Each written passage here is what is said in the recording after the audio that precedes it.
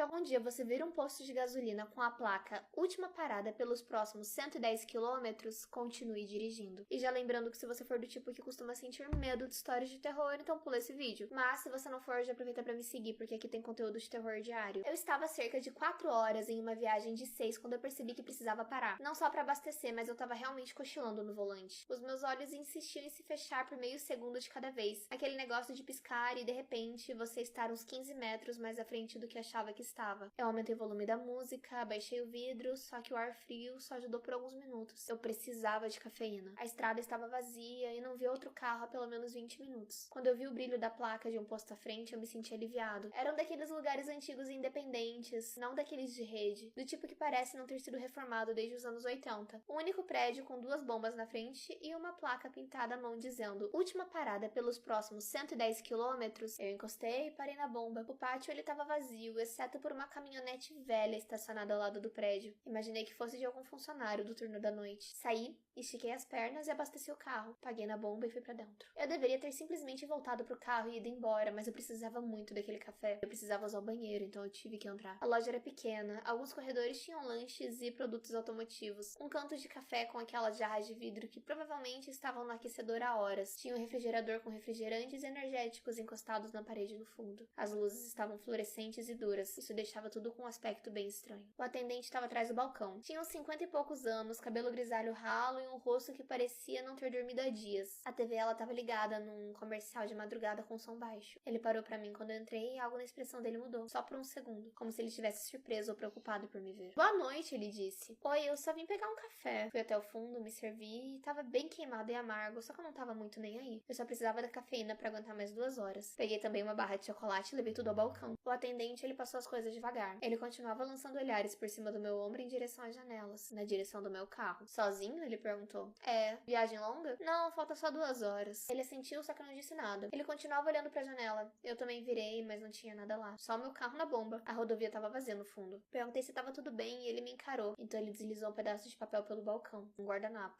Ele tinha escrito algo nele com a caneta. Você está sendo seguido. Não volte pro seu carro. Eu encarei o guardanapo e depois eu olhei pra ele novamente. O rosto dele estava completamente sério. Do que você tá falando? Ele ergueu a mão. Baixa a voz. Olha pro monitor. Ele apontou pra uma pequena tela de segurança presa na parede atrás do balcão. Mostrava uma imagem em preto e branco do estacionamento e meu carro estava lá e tinha alguém parado ao lado dele. O meu estômago afundou. A figura estava do lado do passageiro, simplesmente parada encarando a loja. Eu não era capaz de ver detalhes, mas ele usava roupas escuras e o rosto estava na sombra. Eu me virei rápido pra olhar pela janela, mas não tinha ninguém lá. Só o meu carro, no estacionamento vazio e mais nada. Eu olhei de volta pro monitor e a figura ainda estava lá, parada no mesmo lugar. Que diabos? Eu perguntei. Não aparece quando você olha diretamente, disse o atendente. Só nas câmeras eu não sei porquê, não sei o que é, mas eu sei o que acontece quando alguém sai lá fora quando isso aqui tá esperando. Meu coração batia descompassado. Eu olhei outra vez pela janela e nada. Quando eu olhei de volta pro monitor, a figura tinha se movido. Agora ela estava mais perto da frente do meu carro e ainda encarava a loja. Isso é insano, eu disse.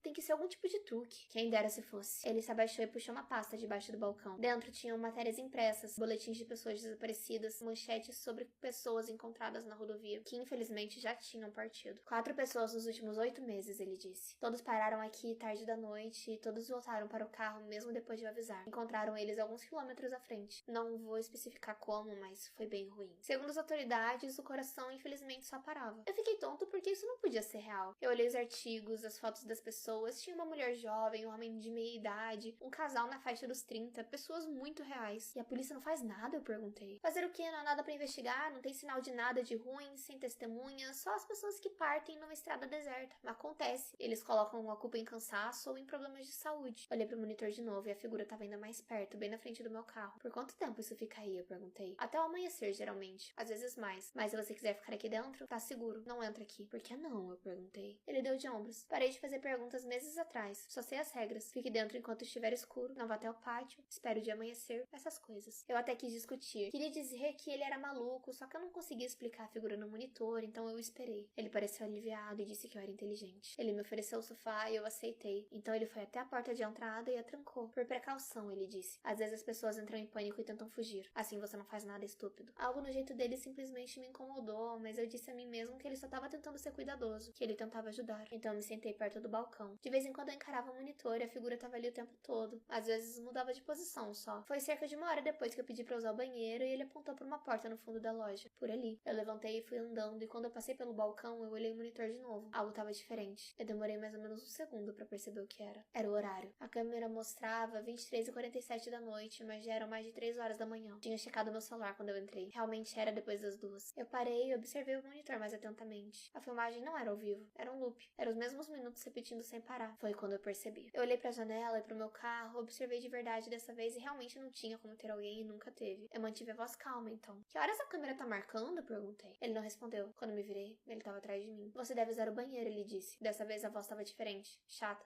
Sem emoção. Você já está segurando há muito tempo. O horário tá errado, eu disse. A filmagem é antiga. A expressão dele não mudou. Ele só me encarou com os olhos cansados. Você viu os artigos, ele disse. Viu o que acontece com quem passa por aqui. Aquilo pode ser de qualquer lugar. Qualquer um pode imprimir aquilo. Ele deu um passo na minha direção e eu recuei. Você deve ficar. Lá não é seguro. Eu olhei pra porta e estava trancada. Eu precisava da chave. Onde está a chave? Eu perguntei. Eu não posso deixar você sair, não até o amanhecer, para sua segurança. Recuei mais um passo e a minha mão encontrou a maçaneta da porta que levava aos fundos. Eu a empurrei e eu entrei. Não era um descanso de funcionários, era um depósito. Tinha uma luz fraca de uma lâmpada solitária, prateleiras pelas paredes e caixas nelas. Muitas caixas e cada uma marcada com uma data. Abri a mais próxima e dentro tinha uma carteira, um celular com uma tela trincada, um chaveiro, uma carteira de motorista. Na foto, uma mulher jovem, cabelos loiros, sorrindo. Eu reconheci o rosto dela dos artigos. Então, nas outras caixas, ele não estava alertando aquelas pessoas. Ele estava pegando elas. Eu ouvi passos atrás de mim. Eu me virei. Ele estava parado na porta, bloqueando a saída. Sempre descobrem, ele disse. Mas aí já é tarde, sem sinal de celular aqui, a cidade mais próxima fica a 60 quilômetros, ninguém vai ouvir você gritar. Ele segurava algo que eu não quero entrar em detalhes. Eu recuei até as prateleiras e eu encontrei algo pra me defender. Você não quer fazer isso, vai ser mais fácil se cooperar, ele disse. Nós entramos numa luta corporal e eu consegui fugir dele, mas a porta da frente continuava trancada. Eu peguei um banco do balcão e arremessei contra a janela, mas ela não quebrou. Então ele levantou e eu continuei arremessando a cadeira. Consegui quebrar o vidro e passei pela abertura poucos instantes antes dele chegar perto de mim. As minhas chaves estavam no bolso. O meu celular, ele ainda estava no porta-copos. Então eu simplesmente entrei e liguei o motor. Pelo retrovisor eu consegui ver o homem tropeçando pra sair daquela janela quebrada e eu acelerei. Eu dirigi por 1 hora sem parar. Quando eu finalmente parei em um posto de descanso, as minhas mãos tremiam tanto que mal conseguia segurar o meu celular. Eu tô sentado no carro agora, portas trancadas, motor ligado. Liguei pra polícia e eles mandaram alguém pro posto. Disseram pra eu ficar aqui e esperaram o policial chegar pra tomar meu depoimento. Eu continuo olhando pelos espelhos e continuo esperando os faróis atrás de mim. O sol está nascendo agora, o céu começa a clarear. Eu deveria me sentir aliviado, mas não é o caso. Porque quando eu tava passando pela janela quebrada, quando eu corri até o carro e voltei de volta pra loja, eu vi o monitor de segurança através do vidro estilhaçado. A figura ainda tava na tela, parada no pátio. Só que ela não tava mais do lado do meu carro. Ela tava exatamente onde eu estava quando quebrei a janela. Eu não sei o que ele realmente colocava naquele monitor. Não sei se era um loop ou algo completamente diferente. Não sei se ele inventava tudo pra assustar as pessoas e fazê-las ficar, ou se tinha alguma verdade naquelas mentiras. Só sei que eu nunca mais vou conseguir dirigir por aquela estrada. E se você algum dia ver um posto com uma placa escrito última parada pelos próximos 110 quilômetros, continue dirigindo. Seja lá o que tá esperando ali, você não quer encontrar. Agora eu consigo ver a figura pelo retrovisor. Eu estou muito arrependido por não ter ouvido aquele homem.